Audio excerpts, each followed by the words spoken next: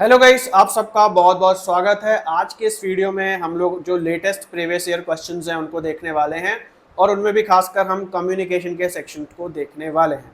वैसे देखा जाए तो कम्युनिकेशन बहुत छोटा सा है, उसमें बहुत ज़्यादा पढ़ने को नहीं है, लेकिन फिर भी जो क्वेश्चंस आते हैं इनको देखना और समझना बहुत ज़्यादा ज़रूरी है, क्योंकि केवल थ्योरी पढ़ के आप क्वेश्चन के पैटर्न का अंदाज़ा नहीं लगा सकते।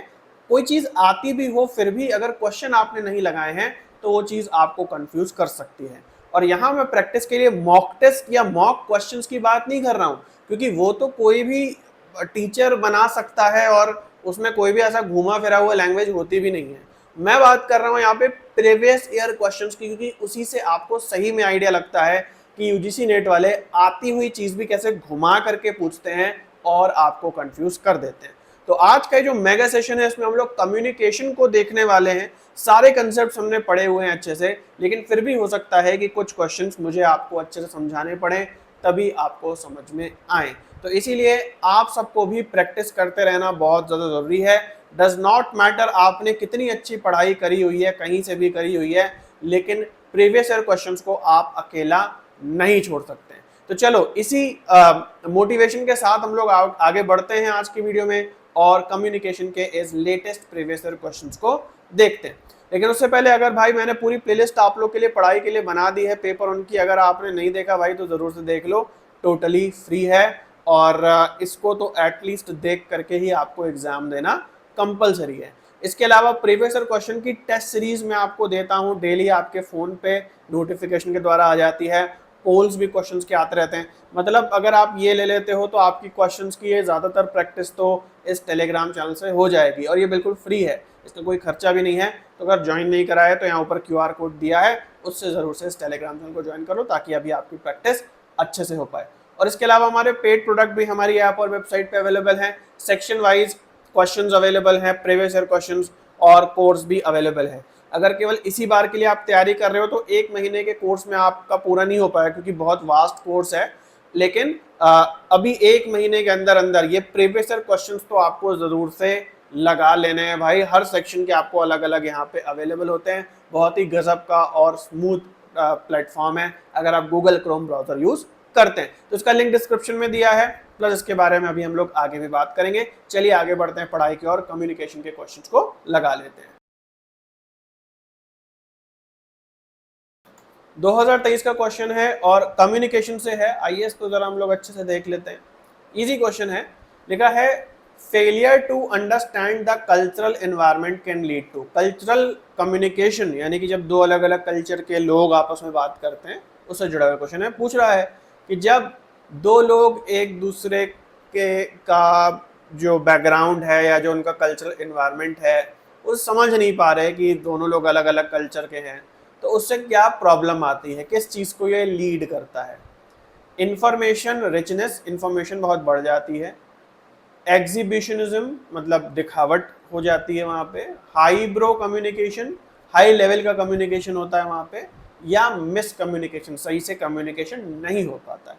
तो आप सबने गेस कर लिया होगा, जब दो अलग अलग कल्चर के लोग जो हैं एक दूसरे के बैकग्राउंड को, कल्चर को नहीं समझ पा रहे, तो वहाँ होता है मिस कम्युनिकेशन। इसलिए फोर्थ ऑप्शन करेक्ट है। सो दिसंबर 2023 का क्वेश्चन है, नॉन वर्बल कम्युनिकेशन से एसोसिएटेड है। आइए इस क्वेश्चन को देखते हैं। बहुत इजी क्वेश्चन है, दो स्टेटमेंट यहाँ पे दिए हैं। पहला कह रहा है non verbal emotional expressions precedes verbal communication in human life, यानी कि जब भी हम कम्युनिकेट करते हैं, आप सबको पता है कम्युनिकेट करते समय हमारे जो शब्द हैं वो वर्बल कम्युनिकेशन है, हमारे हाव भाव नॉन वर्बल कम्युनिकेशन है। ये स्टेटमेंट कह रहा है कि नॉन वर्बल कम्युनिकेशन जो है हमारा वो पहले आता है और उसके बाद हमारे शब्द आते हैं, है ना। जैसे मान लीजिए कि मुझे कुछ बोलना है, तो बोलने से पहले मैं क्या बोलने जा रहा हूँ उससे जुड़े हुए जो भाव हैं वो पहले मेरे फेस पे आ जाएंगे। तो ये बात सही है ना। आपको थोड़ी चीज़ें ध्यान रखनी है कि नॉन वर्बल कम्युनिकेशन एक तो ज़्यादा इफेक्टिव होता है और दूसरा वर्बल से पहले आता है, क्योंकि ये नॉन वर्बल जो है हम जानबूझ के एक्ट नहीं करते, वो नेचुरली आता है। जबकि हमें क्या बोलना है ये दिमाग में हम सोचते हैं, गणना करते हैं, उसके बाद बोलते हैं। तो जाहिर सी बात है कि नॉन वर्बल पहले ही निकल जाएगा और वर्बल बाद में होगा। सेकेंड स्टेटमेंट कह रहा है socialisation includes display norms for appropriate emotional communication. जब भी हमें कम्युनिकेशन करना है और अपने इमोशंस व्यक्त करने हैं तो जो सोशलाइजेशन है या जो हमारा समाज का बताया हुआ तरीका है वो कुछ सर्टेन नॉर्म्स भी हमें बताता है कि आपको कैसे इमोशंस को अपने कम्युनिकेशन में यूज करना है। जैसे फॉर एग्जांपल बोला जाता है कि भाई अगर तुम मेल हो तो तुम्हें ज़्यादा रोना नहीं है या ज़्यादा दुखी हो करके नहीं दिखाना है ना। तो ये कुछ सामाजिक नॉर्म्स होते हैं जो कि हमें मिलते हैं जब भी हम इमोशंस को व्यक्त करना चाहते हैं कम्युनिकेशन में। तो यहाँ पे सेकंड स्टेटमेंट भी सही है, इसका मतलब पहला ऑप्शन सही है, ये दोनों ही बातें सही दी हुई है। सो गाइस दिसंबर 2023 का ये क्वेश्चन है, इंटरपर्सनल कम्युनिकेशन जिससे एक क्वेश्चन है और थोड़ा ट्रिकी हो सकता है, हालांकि बहुत सरल है, फिर भी देख लीजिए इस क्वेश्चन को कैसे डील करना है। तो क्वेश्चन देखते हैं, which of the following are social emotions displayed during interpersonal communication. जब भी इंटरपर्सनल कम्युनिकेशन होता है यानी कि 4-5 लोग आपस में मिलते हैं और बात करते हैं, कौन कौन से इमोशंस जो हैं वहां डिस्प्ले हो सकते हैं ऐसे कम्युनिकेशन के अंदर। पहला है एम्बैरेसमेंट यानी कि शर्मा जाना, थोड़ा सा शर्म महसूस होना, अटपटा महसूस होना। फिर है गिल्ट, गिल्ट का मतलब है अपराध बोध होना कि यार मैंने कुछ गलत किया हो जैसे। शेम, किसी चीज़ पे शर्म आना। प्राइड, गर्व महसूस होना। या जेलेसी, दूसरे से जलना। कौन से प्रकार के इमोशंस हैं जो आपको लगता है इंटरपर्सनल कम्युनिकेशन जब होता है, कुछ लोग मिलके आपस में बात करते हैं, तो ये सारे के सारे इमोशंस बड़े कॉमन हैं। ओके, सही जवाब है सारे के सारे, है ना। तो यही आम आदमी के कुछ इमोशंस होते हैं, दोस्तों के बीच जाए अरे मैंने ये कर लिया, मैंने कार ले ली, हम क्या करते हैं दूसरे को जेलस करने की कोशिश करते हैं। किसी चीज़ पे प्राइड करते हैं कि अरे भाई ये देखो इतना बड़ा काम मैंने कर लिया, है ना। कभी कभी हम शेम भी फील करते हैं कि भाई किसी ने हमें बोला कि यार तुमने ये काम गलत किया, तुम्हें ऐसा नहीं करना चाहिए। कुल मिला करके सारे के सारे इमोशंस भी चलते रहते हैं हमारे इंटरपर्सनल कम्युनिकेशन के साथ, इसीलिए फोर्थ ऑप्शन यानी कि सारे के सारे सही। दिसंबर 2023 का ये क्वेश्चन है, मास मीडिया टॉपिक से लिया गया है। आइए इस क्वेश्चन को हम लोग देखते हैं। दो स्टेटमेंट यहाँ पे दिए गए हैं, स्टेटमेंट 1 एंड 2। स्टेटमेंट 1 कहता है, in mass communication the message is rapid and public. Mass communication में जो मैसेज है वो बहुत तेज गति से आगे बढ़ता है और ये जो इंफॉर्मेशन या जो कम्युनिकेशन होता है ये सार्वजनिक होता है या पब्लिक होता है। Second statement, new technology has blurred the distinction between interpersonal communication and mass communication. नई जो टेक्नोलॉजी आ गई है अब आपको पता है कि नई टेक्नोलॉजी से कम्युनिकेशन बहुत तेज हो गया है और बहुत लोगों तक कम से कम समय में पहुंच जा रहा है। तो कह रहा है कि नई टेक्नोलॉजी की वजह से अब ये बताना मुश्किल है कि कौन सा कम्युनिकेशन इंटरपर्सनल है और कौन सा कम्युनिकेशन मास कम्युनिकेशन है। कैसे, आइए समझते हैं। जैसे मान लीजिए कि आप एक टीचर हैं और अब आप जो है जूम मीटिंग करके या गूगल मीट के द्वारा बच्चों की क्लासेस लेते हैं। जैसे मान लीजिए कि आपके क्लास में 30 बच्चे हैं, आपने सबको बुलाया और आप उनको उनकी एक नॉर्मल क्लास ले रहे हैं। अब कहने को तो ये एक इंटरपर्सनल कम्युनिकेशन है, क्योंकि भाई अगर आप जूम नहीं यूज करते और क्लास में बैठकर कम्युनिकेट करते तो आपस में बातचीत करना एक इंटरपर्सनल कम्युनिकेशन होता। लेकिन मान लीजिए कि आपने बोला कि आज मेरी क्लास ओपन है, मतलब कोई भी जो है जिसको मैं ये लिंक दे रहा हूँ वो आके ज्वाइन कर सकता है। आपने मान लीजिए यूट्यूब वीडियो बना के बोल दिया। अब आपकी क्लास में हो सकता है 1000 बच्चे आ जाएं, 2000 बच्चे आ जाएं, हो सकता है आप इस क्लास को रिकॉर्ड करके यूट्यूब पे भी डाल दें। तो अब ये इंटरपर्सनल भी नहीं है, मास कम्युनिकेशन भी डिलिबरेटली नहीं है कि आप जो है मास मीडिया का सहारा लेके सबको प्रचारित कर रहे हैं। तो कहने का मतलब ये है कि टेक्नोलॉजी से जो है कम्युनिकेशन इतना इजी एंड फास्ट हो गया है कि कम लोग हो तो वो इंटरपर्सनल कहलाएगा, ज्यादा लोग हो पब्लिक हो तो मास कम्युनिकेशन कहलाएगा। लेकिन अब ये ब्लर हो गई है डिस्टिंक्शन, क्योंकि कम लोगों के बीच में भी किया गया कम्युनिकेशन मास कम्युनिकेशन के जरिए फैल जाता है ना। तो दोनों बातें यहाँ पे सही है। आई होप आपको मतलब समझ में आ गया। इजी क्वेश्चन था इसलिए पहला ऑप्शन सही है, दोनों स्टेटमेंट करेक्ट। ये प्रीवियस ईयर क्वेश्चन है हमारा दिसंबर 2023 से, इंट्रापर्सनल से रिलेटेड क्वेश्चन है। आप सबने intrapersonal communication I am sure पढ़ा होगा, लेकिन फिर भी कैसे घुमा फिरा के अलग अलग पैटर्न के क्वेश्चंस दिए जाते हैं वो आप प्रीवियस ईयर क्वेश्चन लगाएंगे तो ही आपको समझ में आएगा। तो चलिए देखते हैं इसमें क्या दिया हुआ है। ये पूछ रहा है which of the following are two basic psychological functions of intrapersonal communication. Intrapersonal communication के दो या जो फंक्शंस हैं, है ना, साइकोलॉजिकल फंक्शंस हैं, वो आपको इसमें से निकाल के बताने हैं क्या क्या। तो यहाँ पहला पॉइंट दिया है internalisation of culturally organised ways of thinking, यानी कि हमारा जो कल्चर जो सोचने का तरीका निर्धारित करता है उसका हम इंटरनलाइजेशन कर लेते हैं। अच्छा, सबसे पहले हम लोग बात कर लेते हैं इंट्रापर्सनल कम्युनिकेशन क्या है। अपने अंदर जब हम लोग बात करते हैं, अपने मन में जब हम बात करते हैं, है ना, कोई प्रॉब्लम है, फ्यूचर में क्या होगा, मेरी लाइफ कैसी जा रही है, तो ये सब बातें जो हम लोग अपने मन में करते हैं ये सब इंट्रापर्सनल कहलाती है ना। तो पहला पॉइंट क्या है कि जो कल्चर हमें तरीका देता है बात करने का उसे इंटरनलाइज हम करते हैं इसके अंदर। बी पॉइंट कह रहा है इसमें लीडर सेंट्रिक अप्रोच होती है, यानी एक नेता होता है, एक लीडर होता है और उसके ही से इंस्पायर्ड एक अप्रोच होती। तीसरा पॉइंट कह रहा है regulation of one's own mental activity, यानी कि अपनी खुद की जो दिमाग की एक्टिविटी है उसे हम खुद ही अपनी दिमाग की एक्टिविटी को रेगुलेट करते हैं। बी कह रहा है orientation towards enhancing social disorders, और इससे क्या होता है, इंटरपर्सनल का क्या साइकोलॉजिकल फंक्शन है कि इससे सोशल डिसऑर्डर बढ़ता है, एनहांस होता है ना। तो बहुत कॉमन सेंसिकल है, आप समझ सकते हैं, हालांकि ऐसा पढ़ने में आपको कहीं कोर्स में नहीं आएगा, बट थोड़ा आपको अपनी सूझबूझ लगानी पड़ेगी ऐसे क्वेश्चंस को करने में। तो जाहिर सी बात है डी तो होना नहीं चाहिए कि इंट्रापर्सनल कम्युनिकेशन से डिसऑर्डर हो जाएगा भाई, सोशल डिसऑर्डर हो जाएगा, तो डी पॉइंट तो बिल्कुल ही गलत है। इसके अलावा अगर आप देखें तो सी पॉइंट सही है कि अपनी मेंटल एक्टिविटी को हम रेगुलेट करते हैं जब अपने मन में सोचते हैं, यानी सी पॉइंट हमारा सही होना चाहिए। और उसके बाद है promotion of leader centric approach. तो लीडर सेंट्रिक सही नहीं है कि भाई आप जब अपने अंदर सोच रहे हो तो ऐसे कोई लीडर वाली अप्रोच है, ऐसा कोई रिलेटेड पॉइंट इससे नहीं है, तो बी हमारा गलत हो जाएगा, है ना। तो क्या सही है, ए और सी। ए में क्या कर रहा है कि जो हमारे कल्चर के सोचने का तरीका है, कल्चरली हमें जो सिखाया गया है हम भी उसी हिसाब से सोचते हैं। इसका अच्छा एग्जाम्पल होगा कि हम लोग दिशाओं को जनरली दाएं और बाएं के फॉर्म में बात करते हैं, तो जाहिर सी बात है मन में भी जब सोच रहे होंगे कोई ऐसी बात आएगी तो दाएं और बाएं या लेफ्ट राइट का ही ख्याल आएगा। लेकिन बहुत सारे ऐसे कल्चर्स हैं जहां दाएं बाएं से ज़्यादा ईस्ट वेस्ट नॉर्थ साउथ इन शब्दों का प्रयोग किया जाता है। वो ये नहीं कहते कि राइट चले जाना, वो कहते हैं पहले नॉर्थ जाना, नॉर्थ से फिर साउथ जाना एंड सो ऑन। लेकिन हम लोग को ज़्यादा समझ नहीं आता ईस्ट वेस्ट नॉर्थ साउथ, है ना। तो जब ऐसे कल्चर का कोई व्यक्ति अपने मन में कोई बात सोचेगा तो वो भी ईस्ट वेस्ट नॉर्थ साउथ के फॉर्म में सोचेगा। तो यही यहाँ पे लिखा हुआ है internalisation of culturally organised way of thinking. तो जो कल्चर ने एक तरीका ऑर्गेनाइज करा है सोचने का या बात करने का, वो हम इंटरलाइज करके ही इंट्रापर्सनल कम्युनिकेशन करते हैं। तो ए पॉइंट भी यहाँ पे सही हो जाएगा, इसलिए सेकंड ऑप्शन ए और सी करेक्ट।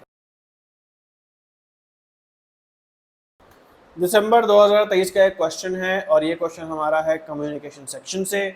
आइए इसे अच्छे से देखते हैं। Which of the following contextual factors determine meaning in communication behavior? जब हम कम्युनिकेट करते हैं, कम्युनिकेशन का बिहेवियर हम प्रदर्शित करते हैं, जब हम किसी से बात कर रहे होते हैं, तो कौन से प्रकार के फैक्टर्स कंटेक्चुअल कहलाते हैं। कौन कौन से जो फैक्टर्स दिए हैं उसमें से कंटेक्स्ट से जुड़े हुए फैक्टर्स हैं। कॉन्टेक्स्ट जिनको नहीं पता, चारों ओर की जो सेटिंग होती है जिसमें कम्युनिकेशन होता है, कम्युनिकेशन करने वाला कैसा है, कम्युनिकेशन जिसके साथ हो रहा है वो कैसा है, चारों ओर की परिस्थिति कैसी है, मौसम कैसा है, लोग कितने हैं, कौन सी जगह है, ये सब कम्युनिकेशन का कॉन्टेक्स्ट कहलाती है। तो कौन कौन से कॉन्टेक्चुअल फीचर्स हैं, फैक्टर्स हैं। पहला फिजिकल लोकेशन क्या है चारों ओर की, दूसरा पार्टिसिपेंट्स कौन कौन हैं, तीसरा प्रीसीडिंग इवेंट्स, कौन कौन से इवेंट्स जस्ट पहले हो चुके हैं जिसके बाद ये कम्युनिकेशन हो रहा है। नॉन फंक्शनल गोल्स, ऐसे उद्देश्य जिनके पीछे कोई फंक्शन नहीं है। एंड एब्सेंस ऑफ ऑडियंस, और ऑडियंस अनुपस्थित है। आपको क्या लगता है कौन कौन सी बातें कॉन्टेक्स्ट से जुड़ी हुई। तो जैसे मैंने आपको पहले ही बता दिया, फिजिकल लोकेशन जहाँ पे कम्युनिकेशन हो रहा है ना। आप पार्क में किसी से बातें करोगे अलग तरीके से, पार्टी में किसी से बात करोगे अलग तरीके से, तो जगह का फ़र्क पड़ता है। पार्टिसिपेंट्स कौन है आपके सामने, बच्चा है, बड़ा है, पढ़ा लिखा है, नहीं पढ़ा लिखा है, उससे भी अंतर पड़ता है कम्युनिकेशन का बिहेवियर आपको कैसा होगा। एंड देन प्रेसीडिंग इवेंट्स, कौन से इवेंट्स अभी जस्ट हुए, किसी व्यक्ति का एक्सीडेंट हो गया और एक्सीडेंट होने के बाद आप पार्क में किसी से बात कर रहे हो तो हंस के नहीं बात कर सकते कि भाई अभी कुछ गंभीर बात हुई है। कोई बहुत अच्छी बात हो गई, इंडिया मैच जीत गई, फिर आप किसी से बात करोगे तो आपकी आवाज़ में भी खुशी होगी। तो प्रीसीडिंग इवेंट क्या है, इसका भी फर्क पड़ता है। नॉन फंक्शनल गोल्स कुछ समझ नहीं आया क्या है, और ऑडियंस है या नहीं है। ऑडियंस मतलब आपके श्रोतागण, सुनने वाले। तो ज़रूरी नहीं कि हर बार आप कम्युनिकेशन बिहेवियर करें तो आपके पास एक ऑडियंस हो, तो है नहीं है वो एक अलग चीज़ है ना। तो ए और ए, बी एंड सी यानी फर्स्ट ऑप्शन सही हो जाएगा। दिसंबर 2023 का ये क्वेश्चन है, नॉन वर्बल कम्युनिकेशन से एसोसिएटेड है और थोड़ा ट्रिकी क्वेश्चन है, थोड़ा अच्छे से इसको देखते हैं। Which of the following belong to the field of proxemics in communication. तो कम्युनिकेशन में खासकर नॉन वर्बल कम्युनिकेशन में एक टाइप है उसका जिसे हम कहते हैं प्रॉक्सिमिक्स, यानी कि अपने डिस्टेंस से नॉन वर्बली कम्युनिकेट करना। तो आपको बताना है कौन से पॉइंट्स हैं यहाँ पे जो कि डिस्टेंस से जुड़े हुए हैं। फेशियल एक्सप्रेशन, चेहरे के हाव भाव। क्राउडिंग, कितना क्राउड है किसी जगह पे। टेरिटोरियलिटी यानी कि टेरिटरी बनाना, एक एरिया अपना बनाना, है ना। आपको पता है कि कई लोग अपना एरिया बना के, अपना गुट बना के चलते हैं। फिर है और जो छोटे छोटे गुट हैं जैसे सिटी हो गया, प्रदेश हो गया, वो भी टेरिटोरियलिटी में आ जाता है। फिर है पर्सनल स्पेस, आप खुद एज एन इंडिविजुअल कितना स्पेस दूसरों से मेंटेन करके चलते हो। एंड देन है आई कांटेक्ट। तो इनमें से कौन से पॉइंट्स जो हैं वो प्रॉक्सिमिक्स यानी कि प्रॉक्सिमिटी यानी कि स्पेस के माध्यम से आप कितना दूसरों से डिस्टेंस रखते हो उससे जुड़े हुए। तो आप सबको समझ में आ गया होगा। क्राउडिंग एक तरीके से प्रॉक्सिमिक्स से जुड़ा है। टेरिटोरियलिटी है ना, अपना एक क्षेत्र बना करके चलना। एंड पर्सनल स्पेस यानी second option B C D सही। ये क्वेश्चन दिसंबर 2023 से है और शैनन एंड वीवर मॉडल जो है उससे इसे लिया गया है। तो आइए इस क्वेश्चन को हम लोग देखते हैं।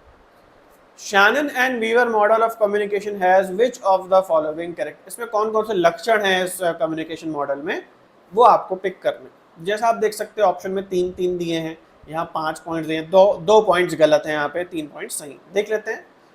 एक कह रहा है ये लीनियर मॉडल है, तो ये बात सही है, शैनन एंड वीवर एक लीनियर मॉडल है। दूसरा कह रहा है ये ट्रांसमिशन ऑफ इंफॉर्मेशन पे फोकस करता है ना, कि इंफॉर्मेशन को कैसे हम ट्रांसमिट करें। चलिए इसको थोड़ा सा रहने देते हैं। ओके, तो लीनियर के हिसाब से अगर हम देखें तो हमारे पास 2 ऑप्शन बच जाएंगे। तीसरा, concerned with reproduction of message from one point two another, एक पॉइंट से दूसरे पॉइंट जो मैसेज जाता है उससे कंसर्न्ड है। हालांकि सही पॉइंट है लेकिन फिर भी इसे रहने देते हैं। It offers a Meta model of communication, again confusing है, रहने देते हैं। The feedback component is circular, और जो इसमें फीडबैक है वो सर्कुलर लूप में होता है। अगर आपने सारे मॉडल पढ़े हैं तो आपको पता होगा कि बेरलो का जो SMCR मॉडल होता है वो सर्कुलर होता है। Shannon and Weaver circular model नहीं होता, ये लीनियर मॉडल होता है। तो ई पॉइंट आपको पता है गलत है, और अगर आप इसको काट देंगे तो ABC सही हो जाएगा। पहला लीनियर है, दूसरा इंफॉर्मेशन ट्रांसमिट होती है, सभी मॉडल ऑफ कम्युनिकेशन में इंफॉर्मेशन ट्रांसमिट होती है। Concerned with reproduction of message from one point two another, और क्योंकि लीनियर कम्युनिकेशन है तो एक पॉइंट से दूसरे पॉइंट कैसे कम्युनिकेशन होता है, मैसेज ट्रांसफर होता है, इसके बारे में ये है। यानी A, B और C पहला ऑप्शन सही है। दिसंबर 2023 का एक क्वेश्चन है, कम्युनिकेशन से है, आइए इसे हम लोग देख लेते हैं। 2 स्टेटमेंट्स यहाँ पे दिए हुए हैं, स्टेटमेंट 1 एंड 2। स्टेटमेंट 1 कह रहा है communication is a symbolic process and as such depends upon symbols that are both arbitrary and conventional। ध्यान से समझो, साइन एंड सिंबल सेक्शन का ये क्वेश्चन है। कह रहा है कम्युनिकेशन में कम्युनिकेशन एक सिंबॉलिक प्रोसेस है, यानी कि कई सारे सिंबल्स, चिन्ह यूज होते हैं जब हम अपनी बात दूसरों को बताते हैं। और ये जो सिंबल्स होते हैं ये आर्बिट्रेरी होते हैं। आर्बिट्रेरी का मतलब है कि जो सिंबल है हमारा, इसके साथ जो मीनिंग एसोसिएटेड है वो आर्बिट्रेरी है। आर्बिट्ररी मतलब कि इस सिंबल से ही इस मीनिंग को क्यों एसोसिएट किया गया, उसके पीछे कोई लॉजिक नहीं। जैसे फॉर एग्जांपल हम सेब को बोलते हैं सेब, सेब जब हमने बोला स ए बा तो एक सिंबल है, मतलब सेब जब हम साउंड बोल रहे हैं तो दिमाग में हमारे सेब बन रहा है। सेब एक ऑब्जेक्ट है, रियल वाला सेब जो एक फल होता है, और जब हमने बोला उसको हमने एक नामकरण उसका करा सेब, तो ये क्या है, एक सिंबल है जिससे कि हम उस ऑब्जेक्ट को सिग्निफाई करते हैं। तो ये जो नामकरण हमने करा अपने शब्दों से, जो सिंबल हमने बनाया या कोई शब्द हमने बनाया, अब ये सेब को सेब ही क्यों बोलते हैं, ये आर्बिट्ररी है, मतलब इसके पीछे कोई लॉजिक नहीं है। भाषा में हर चीज को हमने एक नाम दिया है, लेकिन किसी सर्टेन चीज को हमने क्यों वो नाम दिया है, there is no logic behind it, and this phenomenon is called arbitrariness. तो आर्बिट्ररी का ये मतलब होता है। उसके बाद है कन्वेंशनल होता है, मतलब परंपरागत और रूढ़िगत होता है कि हमारे बाप दादा जो तरीके से बोलते हुए आ रहे हैं, जिन चीज़ों को जो पुकारते हुए आ रहे हैं, हम भी वही पुकारते हुए आ रहे हैं, सो कन्वेंशनल भी है, तो सही बात है ये। Statement 2, different symbols can not be selected to represent an object or idea to communicate. कह रहा है अलग अलग सिंबल्स जो हैं सेम आइडिया को रिप्रेजेंट नहीं कर सकते। अलग अलग सिंबल्स जो हैं वो किसी ऑब्जेक्ट या आइडिया को, किसी सेम ऑब्जेक्ट या आइडिया को रिप्रेजेंट नहीं कर सकते, तो ये भी बात गलत है। सिनोनिम्स या समानार्थी शब्द होते ही हैं हर भाषा के अंदर, है ना, कि एक चीज को आप एक नाम से भी पुकार सकते हो, दूसरे नाम से, दूसरे शब्द से भी पुकार सकते हो। तो शब्दों को बेसिकली कम्युनिकेशन में साइन एंड सिंबल बोला जाता है। तो एक ही ऑब्जेक्ट को के कह सकते हो कई सिंबल्स हो सकते हैं किसी भाषा में। तो कैन नॉट बी सिलेक्टेड, है ना, different symbol can not be selected, तो ये बात गलत है, क्योंकि एक ही चीज को बोलने के कई शब्द अवेलेबल होते हैं किसी भाषा में, तो ये बात गलत हो जाएगी। यानी केवल स्टेटमेंट 1 सही है, इसलिए थर्ड ऑप्शन हमारा सही होगा। दिसंबर 2023 का ये क्वेश्चन है कम्युनिकेशन सेक्शन से, आइए इसे अच्छे से देख लेते हैं। यहाँ पूछ रहा है mirroring another persons non verbal behaviour facilitates. अगर आप किसी से कम्युनिकेट कर रहे हैं, किसी से बात कर रहे हैं, और उससे बात करते समय अगर उस अगले बंदे के जो नॉन वर्बल बिहेवियर्स हैं, उसका टोन, बात करने का तरीका, बॉडी लैंग्वेज, फेशियल एक्सप्रेशंस, अगर आप उसको मिरर करते हैं, मतलब उसी के जैसे बात करते हैं जैसे वो बंदा बात करने की कोशिश कर रहा है, तो इससे क्या फैसिलिटेट होता है, क्या चीज़ आसान हो जाती है, सुविधाजनक हो जाती है। सबसे पहला रेजिस्टेंस, विरोध करना उसका, दूसरा रिस्ट्रिक्शन, कोई बाध्यता करना, तीसरा रिग्रेशन यानी कि प्रोग्रेस का उल्टा हो जाता है, रिग्रेस हो जाता है ना, या कंप्लायंस, एक साथ में कंप्लायंस मतलब एक दूसरे की अग्रीमेंट बढ़ जाती है। तो आप सबको कॉमन सेंसिकल है कि अगर आप दूसरे के जैसे ही बात करते हो जैसा अगला बंदा बात करता है, बच्चे से बच्चे के जैसे, बड़े से बड़े के जैसे, तो कंप्लायंस बढ़ता है, यानी कि एक दूसरे को अग्रीमेंट बढ़ता है, एक दूसरे को आप अग्री करने लग जाते हैं, है ना। तो फोर्थ ऑप्शन यहाँ पे सही है। सो गाइस, आई होप आपको आज का लेक्चर पसंद आया, और जैसा लगा आप कमेंट में जरूर से बता देना। आपके कोई सजेशन हो तो वो भी बता देना, और इसके अलावा इसी तरीके से previous year question based study करने के लिए, एग्जाम से पहले ज़्यादा प्रीवियस ईयर क्वेश्चंस को लगा लेने के लिए PYQ टेस्ट सीरीज ज़रूर से ज्वाइन करो। इसके प्राइस भी बहुत कम कर दिए गए हैं, और आपकी पूरी सेक्शन वाइज क्वेश्चंस जो हैं आपको अवेलेबल होंगे, और पूरी तैयारी आपकी हो जाएगी इस बार के एग्जाम्स के लिए। इसके डेमो भी अवेलेबल हैं, एक टेस्ट का सेट जो है वो आपको फ्री दिया हुआ है, और उसको भी आप देख सकते हैं, और लिंक डिस्क्रिप्शन में है इसके डेमोज का। और इसके अलावा अगर आपको कुछ समझ नहीं आता तो हमारे साथ चैट ज़रूर से करें, इस व्हाट्सएप नंबर पे QR कोड भी दिया है, क्लिक करेंगे व्हाट्सएप खुल जाएगा, और जो भी आपको जानकारी लेनी है यहाँ से भी आप ले सकते हैं। तो गाइस, फ्री की कंटेंट की अगर हम लोग बात करें तो मैंने आप लोगों के लिए ऑलरेडी फ्री लेक्चर्स बना दिए हैं यूट्यूब पर प्लेलिस्ट के माध्यम से, और अब मेरा एम है कि सारे के सारे प्रीवियस ईयर क्वेश्चन भी आप लोगों को यहीं पे सॉल्व करा दूंगा, है ना। तो चलिए गाइस, उम्मीद करते हैं कि ये जो भी मैं वीडियोस बना रहा हूँ आपके लिए बहुत ही ज़्यादा फ्रूटफुल साबित होंगे, और मिलते हैं अगले वीडियो में। तब तक के लिए सभी को बाय और टेक केयर।